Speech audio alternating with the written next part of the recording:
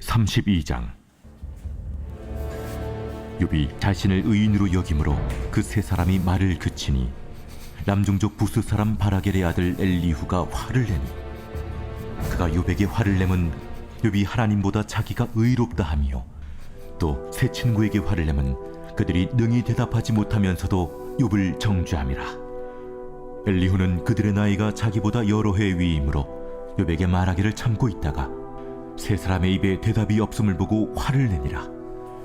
부스 사람 바라겔의 아들 엘리후가 대답하여 이르되, 나는 연소하고 당신들은 연로함으로 뒷전에서 나의 의견을 감히 내놓지 못하였노라.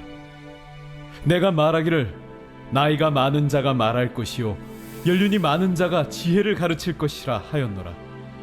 그러나 사람의 속에는 영이 있고 전능자의 숨결이 사람에게 깨달음을 주시나니 어른이라고 지혜롭거나 노인이라고 정의를 깨닫는 것이 아니니라.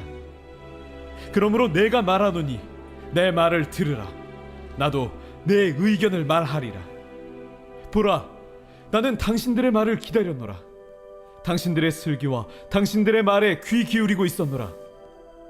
내가 자세히 들은즉 당신들 가운데 욥을 꺾어 그의 말에 대답하는 자가 없도다. 당신들이 말하기를 우리가 진상을 파악했으나 그를 추궁할 자는 하나님이시요 사람이 아니라 하지 말지니라. 그가 내게 자기 이론을 제기하지 아니하였으니 나도 당신들의 이론으로 그에게 대답하지 아니하리라. 그들이 놀라서 다시 대답하지 못하니 할 말이 없음이었더라. 당신들이 말없이 가만히 있어서 다시 대답하지 아니한즉 내가 어찌 더 기다리랴. 나는 내 본분대로 대답하고 나도 내 의견을 보이리라. 내 속에는 말이 가득하니 내 영이 나를 압박함이니라. 보라, 내 배는 봉한 포도주통 같고 터지게 된 새 가죽 부대 같구나. 내가 말을 하여야 시원할 것이라. 내 입을 열어 대답하리라. 나는 결코 사람의 낯을 보지 아니하며 사람에게 영광을 돌리지 아니하리니 이는 아첨할 줄을 알지 못함이라. 만일 그리하면 나를 지으신 이가 속히 나를 데려가시리로다.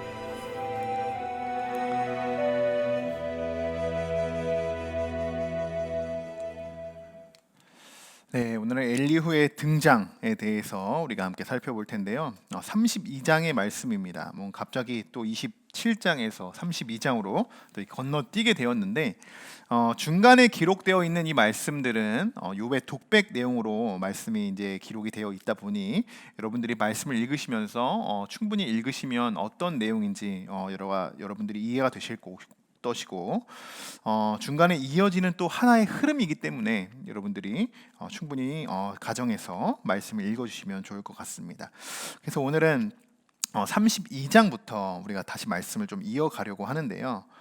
오늘 말씀을 나누기 전에 먼저 욥기의 전체적인 흐름을 우리가 다시 한번 살펴보고자 합니다. 초반부에는 그랬죠. 1장에서 하나님과 사탄의 대화가 오고 갔었어요. 하나님과 사탄의 대화가. 그리고 사탄이 제안을 했었습니다. 이런 제안이었죠. 이제 주의 손을 펴서 그의 모든 소유물을 치소서. 그래 하시면 틀림없이 주를 향하여 욕하지 않겠습니까? 자, 이렇게 사탄이 하나님에게 제안을 합니다. 하나님은 이 제안에 그래, 좋다. 나는 욥을 온전하고 아주 정직한 자라고 내가 명하였으니 그럼 너가 한번 테스트를 해봐라. 그 소유물을 다 내 손에 한번 맡겨보겠다 라고 말씀하시며 단 그의 목숨만은 건들지 마라 라고 말씀하셨죠. 자, 그렇게 온전하고 정직했던 욥이 시험 때에 이제 오르게 됩니다. 그리고 욥은 정말 한순간에 모든 것을 잃게 됩니다. 자식도 잃고 종들은 물론이고 정말 사랑하는 아내까지 다 등을 돌리며 정말 혼자가 됩니다. 아무것도 남지 않아요. 그렇게 모든 것을 다 잃게 되는 그 욥에게 저 멀리서 그 소식을 들은 욥의 세 친구들이 욥을 찾아오게 됩니다. 그렇게 만난 욥과 친구들, 그들은 이제 신학적인 논쟁이 펼쳐지게 되죠. 그러면서 중간중간 욥의 독백 내용도 기록이 되어 있고 정말 다윗이 하나님께 막 탄원했던 그런 탄원시처럼 욥의 그런 고백도 말씀에 기록이 되어 있었습니다. 긴 대화 끝에 마침내 오늘 32장 1절이 되어서야 세 친구가 말을 그치게 됩니다.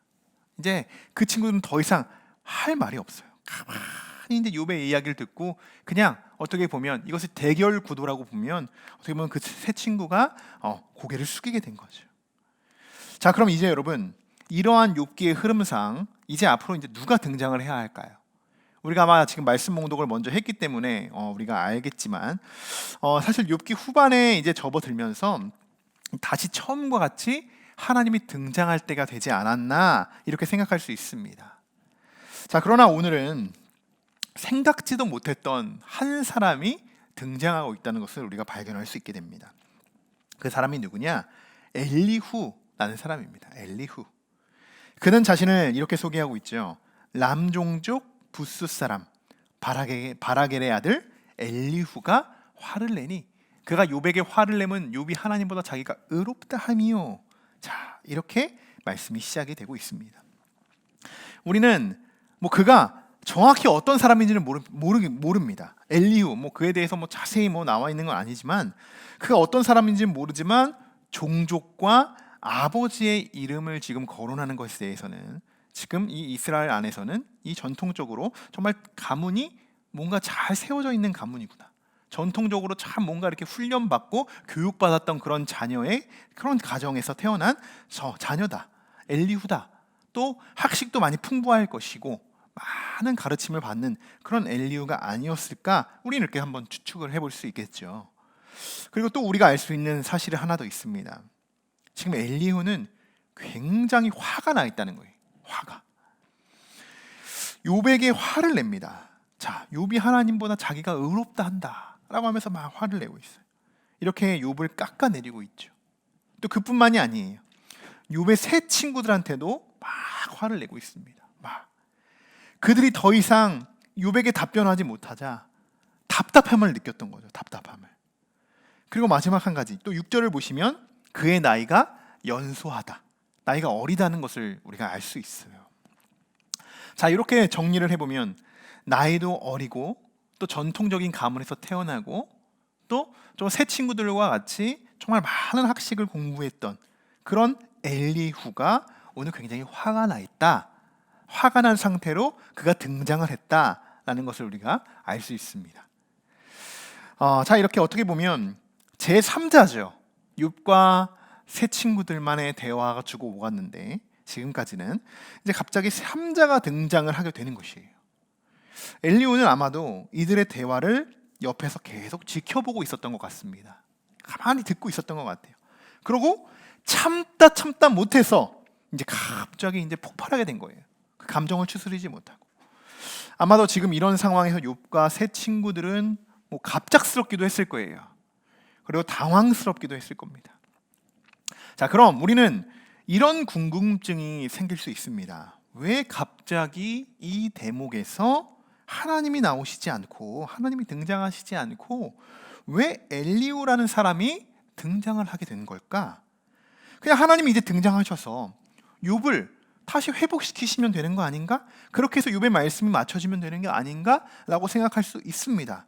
그런데 왜 또다시 새로운 3자가 등장을 해서 왜 욥과 또 논쟁을 하는 상황이 벌어지는 걸까라는 이러한 궁금증이 생길 수 있습니다. 자, 그런데 여기서는 욥기의 구조상 마지막을 장식하기 위해서 다시 한번 지난 날들의 이야기를 압축시켜 놓은 내용들이 이어집니다. 엘리후는 우리가 이렇게 생각할 수 있어요. 욥과 새 친구들 그리고 엘리후 이렇게 지금 많은 사람들이 모여서 다시 논쟁을 하는가라고 이렇게 생각을 할 수 있지만 논쟁은 아닙니다. 욥도 엘리후가 하는 이야기, 엘리후도 상당히 많은 이야기를 하는데요. 그 이야기에 대해서 욥은 다시 답변하지 않아요. 답변하지 않고 다시 이제 그 다음에 하나님이 이제 등장을 하게 됩니다. 그러면 이 엘리후가 우리들에게 주는 메시지는 무엇인가? 이것입니다. 이것을 우리가 살펴봐야 될 텐데 다시 한번 지난 날들의 이야기, 이 세 친구들과 욥과 나눴던 그 이야기들을 뭔가 좀 압축시키고 있다. 그리고 또 미처 새 친구들이 언급하지 못했던 부분들도 있어요. 그러한 부분들을 엘리후가 다시 한번 언급해주고, 또 욥이 놓쳤던 부분들, 욥이 미처 생각하지 못했던 부분들도 다시 한번 언급해주는 그런 역할이 바로 엘리후의 역할이다. 그러한 여러분의 관점, 시선으로 이 엘리후를 바라보셔야 됩니다. 자, 그 분량도 꽤 많습니다. 무려 39장까지, 오늘 32장이잖아요. 39장까지 엘리후의 이야기가 전개가 돼요. 쭉 전개가 됩니다. 누구와 이야기도 하는 게 아니에요. 엘리후가 오늘 거의 새 친구들에게 막 화를 내면서 이야기하고, 그리고 또 욥에 대해서 이야기하고, 막 그렇게 자신의 모든 이야기를 다 이야기하는 그 분량이 무려 39장까지 이어진다는 거예요. 굉장히 많은 분량이죠.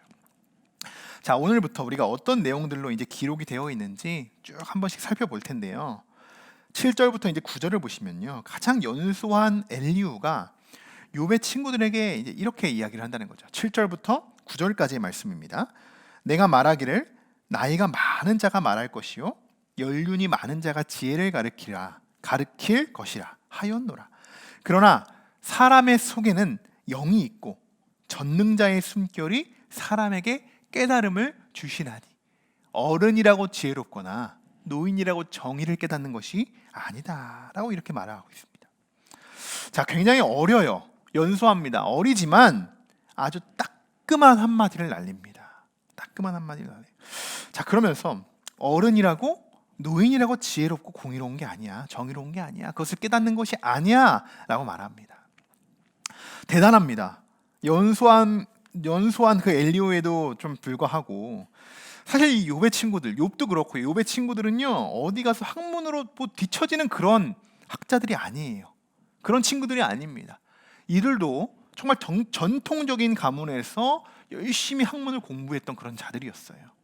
그런데 이런 사람들에게, 이런 친구들에게 당신들의 지혜와 정의가 당신들이 깨닫지 못했어 라고 이렇게 이야기하고 있는 거죠. 갑자기 등장한 이 엘리후의 말에 뭔가 이들은 뒤통수를 맞은 기분이었을 거예요. 깜짝 놀랐을 거죠. 자신보다 어린 사람에게 이런 이야기를 들어요. 그러면 어떻겠습니까? 그래서 뭔가 맞는 이야기를 하지만 뭔가 좀 불쾌해요. 좀 불쾌하기도 하고 기분이 좋지 않겠죠. 엘리후의 등장으로 갑자기 모든 현장의 분위기가 새로워졌다라는 것을 알 수 있습니다. 친구들은 이 얘기를 듣고요, 할 말이 없어요. 할 말이 없다라고 기록이 되어 있죠, 성경에도. 오늘은 우리가 엘리후의 이 정말 화려한 등장에 대해서만 우리가 살펴보고자 합니다. 확실히 알 수 있는 건 이겁니다. 엘리후도 정말 보통 사람은 아니구나 라는 것을 알 수 있어요. 그렇겠죠. 이 욥기에 대한 지난 이야기들을 뭔가 좀 압축시켜주고, 좀 뭔가 좀 메신저와 같은 그런 역할들을 해주는 그런 역할이기 때문에 보통 사람은 아닐 것입니다. 자, 또 엘리후가 새 친구들에게 지금 뭐라고 또 이야기를 하는지 우리가 한번 살펴볼 텐데요. 11절부터 14절까지의 말씀인데요. 자, 이것을 좀 더 우리의 마음에 좀 와닿기 위해서 제가 세 번역 성경으로 준비를 했는데요. 제가 한번 읽어드리겠습니다. 세 분이 말씀하시는 동안에 나는 참으며 듣기만 하였습니다. 세 분이 지혜로운 말씀을 찾으시는 동안에 나는 줄곧 기다렸습니다. 나는 세 분이 하시는 말씀을 주의 깊게 들었습니다. 그런데 세 분께서는 어느 한 분도 욥 어른의 말을 반증하거나 어른의 말에 제대로 답변하지 못하셨습니다. 그러고서도 어떻게 지혜를 발견했다고 주장하실 수 있으십니까? 세 분께서 이 일에 실패하셨으니 내가 이제 욥 어른으로 하여금 하나님의 대답을 들으시도록 하겠습니다. 욥 어른이 나에게 직접 말을 걸어온 것이 아니므로 나는 세 분께서 말씀하신 것과는 다른 방식으로 욥 어른께 대답하겠습니다. 자, 이렇게 지금 엘리후와 이야기하고 있어요. 자, 아주 똑부러진 성격입니다. 똑부러진 성격. 옳고 그름에 대한 자신만의 정확한 분명한 해석이 있고, 그것을 옆에서 지켜보면서 계속 자신의 기준대로 정리를 해왔던 거예요. 그리고 자기의 신학적인 나름대로 판단해서 그들에게 말을 전합니다. 그리고 그들이 실패했다, 그들의 이론이 실패했다라는 것을 강조하고 있죠. 그러면서 엘리후는 마지막에 이렇게 말하고 있습니다. 나는 세 분께서 말하는 것과는 다른 방식으로 욥에게 대답하겠습니다 라고 이야기해요. 지금까지 어떻게 보면 그들이 이야기했던 나눴던 이 이야기의 방식이 뭡니까? 잘못됐구나라는 것을 지금 깨우쳐주고 있는 것이에요. 깨우쳐주고 있는 것. 사실 그렇습니다.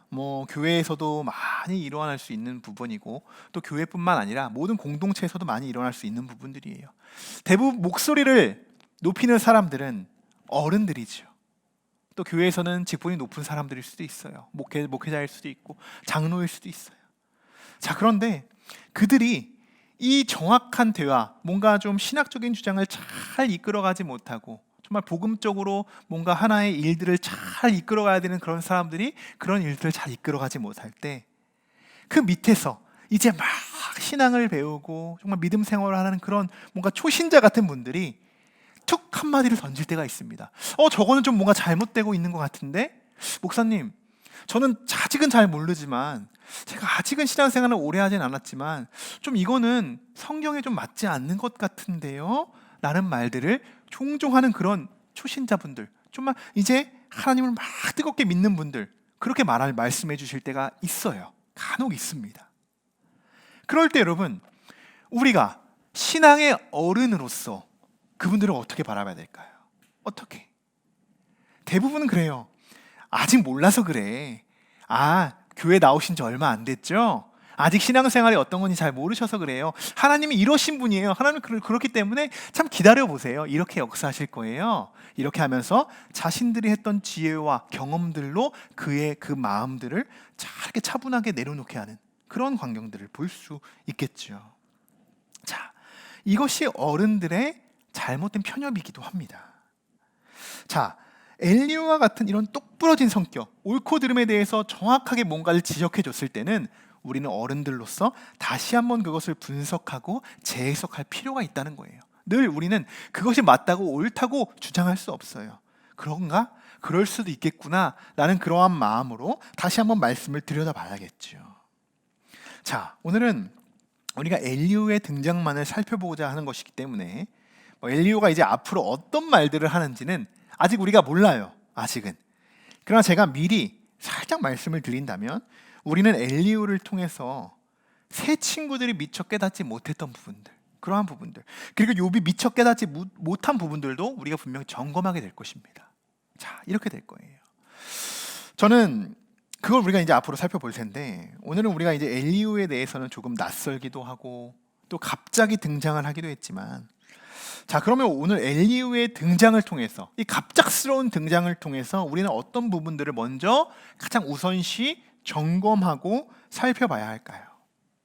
저는 가장 먼저 엘리후의 이 용기를 칭찬합니다. 어떻게 보면 교회에서 보면 어떻게 보면 좀 신입생이잖아요. 신입생. 이제 막 초신자잖아요. 그런 초신자가요, 저 맨 끝에 의자에 이렇게 앉아 있다가 이 위에 이 직분자들 그리고 목회자들이 하는 이야기를 가만히 듣고 있다가 뭔가 좀 반기를 들고 일어난 거예요. 자리를 벅차고 일어나서 목사님, 그건 잘못됐습니다. 목사님, 이건 아닌 것 같습니다. 성도들, 그게 아니면 아니라고 정확히 말씀하셔야 되지 않습니까? 라고 이렇게 누군가가 발언을 하고 있다는 거예요. 그런 상황이라는 거예요. 지금 굉장히 아주 긴장감 속에서 벌어지는 그런 대화입니다. 그런 자리 속에서 누구 한 명이 아니다 라고 이것을 일어나서 발언할 수 있는 그 용기, 그것은 굉장히 대단한 용기예요. 이 대화의 중간에 끼어들 수 있는 용기는요, 다른 말로 하면 자신감이기도 해요. 자신감. 자신의 어떤 신학적인 부분에 있어서요, 감추지 않고 과감히 밖으로 표현할 수 있는 것. 이건 결코 쉬운 것이 아니라는 거예요. 제가 이제 교회의 비교를 해서 말씀을 드리지만, 누군가가 정말 이것을 발언할 때는요, 나의 주관적인 관점을 가지고 발언을 하는 것이 아니잖아요. 내가 믿는 하나님, 나에게 주신 확실한 마음이 이들과 뭔가 좀 다를 때 내가 정말 예수님, 계속 묻잖아요, 스스로. 예수님, 내가 이것을 저들에게 말해도 될까요? 기다리죠. 그런 기다리는 시간이 있어요. 엘리야도 기다렸어요, 지금까지. 그러면서 참고 기다린 거예요. 하나님, 정말 지금 내 안에 있는 이 마음이 지금 내가 꺼내도 됩니까? 계속 참고 묵묵히 기다리다가 참다 못해 더 이상 그들이 대화가 안 될 때 그 발언을 했을 때, 그렇게 할 수 있는 그런 지혜, 그런 용기, 그런 자신감, 이것을 저는 칭찬합니다. 저는 우리 교회에서도 이러한 분들이 많이 있었으면 좋겠어요. 저는 잘못된 것을 바로 잡을 수 있는 것, 그것들은요 성도들이 되어야 된다고 생각해요. 목회자는요 예수님만 바라고 그냥 혼자 막 가는 거예요. 근데 때로는요 그럴 수 있어요. 잘못된 길로도 갈 수 있다는 거예요. 왜? 목회자도 사람이니까. 나도 간다고 갑니다. 기도하고 간다고 갑니다. 그러나 잘 가는 길에 나도 모르게 약간 옆으로 가려갈 때가 있어요. 그럴 때 여러분 누가 그 목회자를 방향을 잡아주겠습니까? 성도들의 그 기도와 사랑과 어떨 때는 엘리후처럼 이 따끔한 한마디의 지적으로 그것을 훈계해 줄 수 있어야 돼요. 권면을 해줄 수 있어야겠죠. 목회자에게도.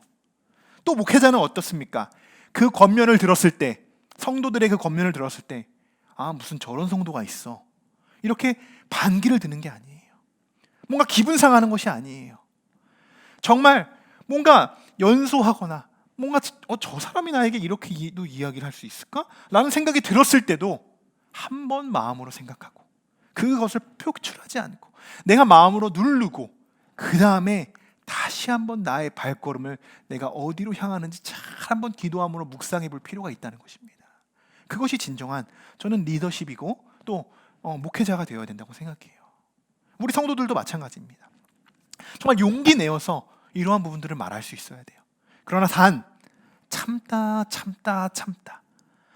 계속적으로 내가 정말 나의 마음으로 말하는 것이 아니라 나의 기분대로 말하는 것이 아니라 예수님이 정말 말할 수 있을 만큼까지 참다가 얘기하셔야겠죠. 또 이것도 중요합니다. 이런 관계들을 맺을 수 있는 것, 저는 이런 교회들이 정말 더 크게 성장할 수 있다고 생각해요. 그냥 잘못을 묵인하는 것 아닙니다. 나중에 썩어서 골아서 더 악취가 나고 썩어서 그것을 떼어낼 수밖에 없는 그런 아픔을 우리가 경험하게 될 거예요. 그 전에 먼저 잘못을 우리가 묵인하는 것이 아니라 다시 새롭게 변화시키면 되잖아요. 잘못 가면 목회자가 잘못 가고 성도가 잘못 가면 다시 한번 우리가 점검하고 우리가 다시 한번 으쌰으쌰해서 다시 걸어가면 되잖아요. 그렇게 우리가 용기 내어 서로에게 자신감을 가지고 신앙적으로 서로 잘 합력해서 선을 이루어갔으면 좋겠습니다. 우리는 수많은 것들, 그러한 사실들을 감춥니다. 묵인한다는 거예요. 그래서도 또 우리 그 중에서도 신앙에 대해서도 많이 감출 때가 있어요. 신앙에 대해서도 믿음을 감춥니다. 어쩔 때는 내가 그리스도인이라는 것이요 세상에 비춰지는 것이 너무나도 부끄럽다고 생각하고 싫어서 교회를 다니는 것이 숨길 때가 있어요. 내가 교회 다닌다는 것을 회사에서 숨기고 교회를 다니는 사람들도 있다는 거예요. 그런데 어떻게 그런 삶 속에서 하나님이 역사하시고 어떻게 내가 제대로 신앙생활을 할 수 있다고 말할 수 있겠습니까? 저는 오늘 엘리후를 보면서 우리 성도들뿐만 아니라 참 연소한 이 엘리후를 바라보면서 이런 청년들이 교회에 있었으면 좋겠다. 이런 청년들이 우리 교회에 많이 있었으면 좋겠다 라는 생각이 참 마음의 묵상이 있었습니다. 요즘 젊은 세대들의 이 관심사가 예수님이 되어야 하는데 실상 그렇지 못한 것이 정말 너무나도 가슴이 아파요. 정작 정말 정치적으로 목소리를 높이고 막 청년들이 시위대에 참여해서 자신의 정치 색깔들은 너무나도 잘 드러내고 있으면서 그들이 신앙적인 색깔은 전혀 눈에 띄지 않게 감춰버린다는 거예요. 이런 가슴 아픈 현실을 지금 우리가 보내고 있습니다. 제가 요즘 교회 학교를 위해서 계속 기도하고 또 집중하고 있어서 그런지 모르겠는데 말씀을 준비하면서도 저는 계속 엘리후가 청년으로 비춰지고 또 이 시대의 잘못된 교회관, 이 시대에 또 잘못된 이 신앙관을 다시 일깨워주는 그런 역할들, 새로운 일꾼이지 않습니까? 우리 청년들, 우리 교회 학교가 새로운 일꾼이지 않습니까? 그런 젊은 신앙의 일꾼들이 바로 서야 한다라는 것, 그러한 마음들, 그러한 마음으로 오늘 말씀들이 초또한 묵상이 되어졌습니다. 엘리후가 또 이야기한 중에 이러한 구절이 있죠. 18절부터 22절까지 말씀인데요. 이것 또한 이제 세 번역으로 제가 한번 읽어드리도록 하겠습니다. 이제는 더 이상 기다릴 수도 없고 말을 참을 수도 없습니다. 말할 기회를 얻지 못하면 새술이 가득 담긴 포도주 부대가 터질 듯이 내 가슴이 터져버릴 것 같습니다. 참을 수 없습니다. 말을 해야겠습니다. 이 논쟁에서 어느 누구 편을 들 생각은 없습니다. 또 누구에게는 듣기 좋은 말로 아첨할 생각도 없습니다. 본래 나는 아첨할 줄도 모르지만 나를 지으신 분이 지체하지 않고 나를 데려가실까 두려워서도 그럴 수는 없습니다. 자, 욥을 떠나서 이 세 친구들을 떠나서 정말 엘리후가 어쨌든 이 답답했어요. 굉장히 답답했던 이 마음이 전해집니다. 가슴이 터져버릴 것 같아. 더 이상 참을 수 없어서 이제 말했다 라고 이렇게 이야기하고 있습니다. 저는 정말 신앙적으로 이런 마음을 품는 젊은 이 청년들의 세대들, 이 세대들이 정말 교회 안에서 정말 가슴이 벅차서 이 세상에 있는 이 답답함을 이 교회 안에 와서 다 복음적으로 풀고 가기를 소망합니다. 그러한 교회가 되어야 됩니다. 우리 함께하는 교회가 그러한 이 시대에 그러한 교회들로 청년들을 품고 청년들에 대해서 우리가 많은 것들을 베풀 수 있는 그런 교회가 되기를 소망합니다. 신앙적으로 여러분 답답함이 있어요. 아무리 청소년들, 청년들의 관심사가 교회가 아니라고 해도, 예수님이 아니라고 해도요, 사실 그들은요, 아무리 부인해도 답답함을 느끼고 있습니다. 저는 그런 마음들이 느껴져요. 청년들에게 답답한, 믿기는 하고 싶지만 정말 제대로 내가 어디서 내가 이 신앙생활을 해야 되는지 모르는 그 갈급함, 그러한 것들이 있습니다. 그것은 교회가 풀어가야 하는 또 문제들일 것이고, 또 지금도 아직도 풀어가지 못하는 그런 문제들도 있어요. 개선도 없고 변화도 없고 이제는 꽉 막힌 틀에 갇혀 있죠. 이러한 교회들 속에서 어떻게 청년들이 새로운 신앙으로, 정말 개선되는 신앙으로, 또 이런 코로나 팬데믹 상황 속에서 어떻게 그들이 복음적으로 잘 신앙생활을 할 수 있을까요? 그런 교회를 만들 수 있도록 우리 함께 하는 교회가 노력해야겠죠. 저는 정말 2023년에 우리 함께하는 교회가 이런 교회와 교회, 막혀있던 담을 완전히 허물어버리는 그러한 한 해가 되기를 소망합니다. 우리 교회가 청년들과 청소년들, 또 아이들의 탈출교와 같은 그런 역할의 교회가 되었으면 좋겠어요. 여러분들 함께 기도해 주시길 바랍니다.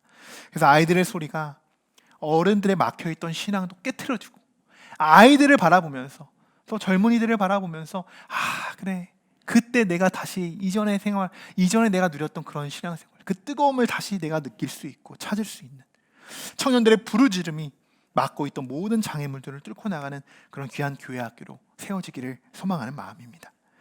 오늘 우리가 엘리후의 등장을 우리가 함께 살펴봤는데, 누군가가 잘못된 것을 지적해 하고 이야기해 줄 때 그것에 대해서 불편하게만 생각하지 마시고 전체적인 흐름을 우리가 한번 생각해 보고 내가 그럼 무엇을 놓치고 있는지를 한번 돌아보셨으면 좋겠습니다. 성숙한 신앙인은 듣는 것부터 또 훈련받는 사람입니다. 듣는 것을 훈련하는 사람이죠. 이번 한 주간도 내가 들어야 하는 것이 있다면 귀담아 들으시고, 내가 꼭 말을 해야 하는 것이 있다면 엘리후처럼 정말 가슴이 터질 만큼 한번 기다려 보시고, 그리고 하나님이 주신 마음으로 선포하시는, 정말 지혜롭게 전하시는 저와 여러분들이 되시기를 주님의 이름으로 간절히 축원합니다.